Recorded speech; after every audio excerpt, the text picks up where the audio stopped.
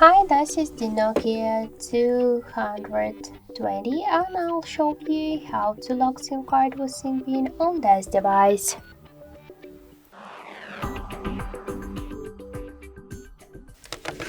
So open first the settings and then scroll and select connectivity. Here scroll to the dual SIM, tap to select, scroll to the SIM settings, select this option, select SIM 1. If you use the SIM 1, for example, if you want to activate the PIN code on the SIM 1, then scroll down to PIN code request, tap to change and enter the PIN code. For example, in my case, that will be from 1 to 4.